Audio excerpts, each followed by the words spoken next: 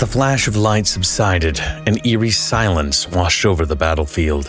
Nephir and Astrians alike, for but a brief moment, came to a stop, next to the headless carcass of the great white beast that was once his noble companion.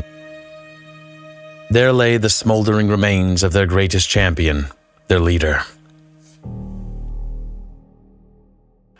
Nulik looked on in terror, as in the very next instant the Astrian army erupted into a battle cry so fierce that it near took the air out of his lungs.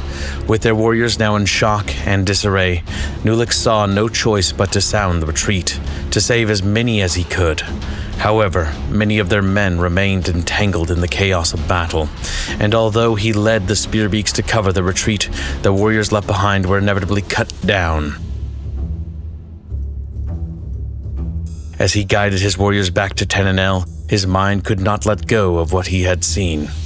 Deep within his heart, he could sense it. A cold fear had awakened. What sort of man could so easily take the life of someone like his master? With the seat of Onagdor now vacant, Nulik was meant to take the reins, to hold together a horde already showing signs of splintering. But Nulik knew that he could not simply replace a leader such as Artaxan. His ascension to Onagdor would yield but a hollow title bereft of meaning, and few of the tribes would respect him as they had his master. Haunted by the memory of the man with flaming hair and cursing his own weakness, Nulik made a promise to the tribes. He would undertake the selfsame trials that represented Artax's rise to Onagdor. He would prove to them that he was worthy of their loyalty, but more so, he would prove to himself that it was true. Following Artax's death, Nulik felt himself filled with rage, with anger. He saw the tribes and their warlords grow increasingly restless and malcontent, fighting amongst one another, tugging at the scraps of Solingad and Annenvale, as Princess Seri had pushed onward from the Gap of Adenor, subsequently losing her life at the hands of her sister. Their promised land seemed to drift further away from their grasp, after all that they had toiled for. Everything they had sacrificed, he would not let it all be for naught. By the guidance of the Great Spirits, Nulik completed the trials, just like his master had done before him. Having proven himself to be the worthy speaker of the Allfather, he began to curry favor with the warlords of the tribes, working his way to garnering support within the month of Artax's death. Nulik then proclaimed a war against the Astrians, a great war of vengeance against those who had dared to strike down the speaker of the Great Spirits, a campaign to avenge the death of Artaxan, and to avenge the death of Princess Seri, whose memory Nulik had begun to nurture from an opportunistic betrothal into a unifying standard, under which they would lay claim to their promised lands, no matter the cost. But not all would hearken to their new leader, let alone recognize him as Onagdor.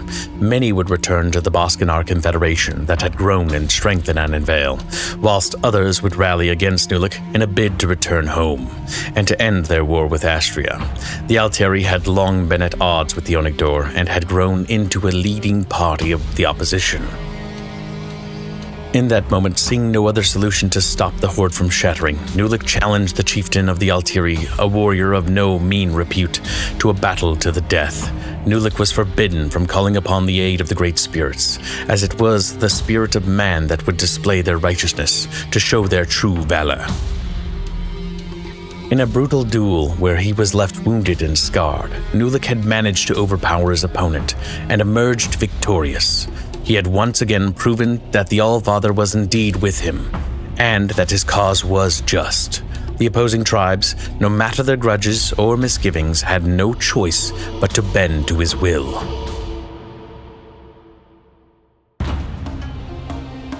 And so began a long, grueling campaign against Astria and their High Kingdom allies.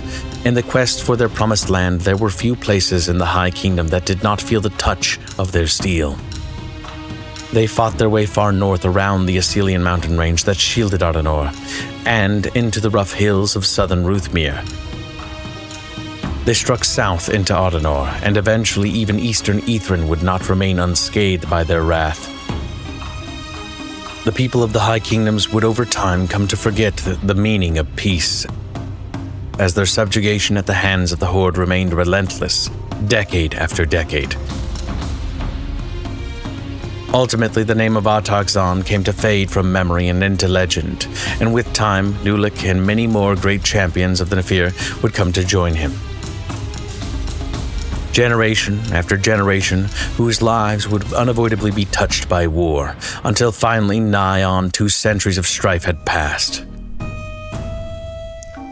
The various High Kingdoms, now separated from their Astrian allies, had been forced to their knees by the Horde. All but the few who had yet to relent now paid tribute to the tribes in order to maintain a semblance of normalcy. The armies of the Astrian Empire had been fighting a retreating battle, abandoning the Westfold to the heavily fortified pass of Anendros. There, across the lone bridge spanning the great river of Osos, at the river city of Estios, the Empire was making its final stand.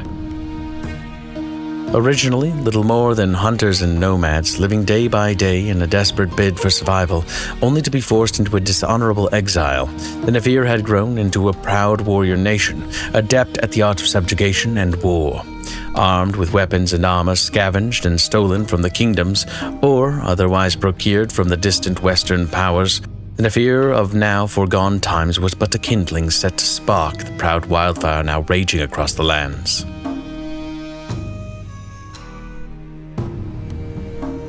Oktir Edzer, the now reigning Onagdor, had called upon the tribal war chiefs to join him in what was to be the greatest battle yet.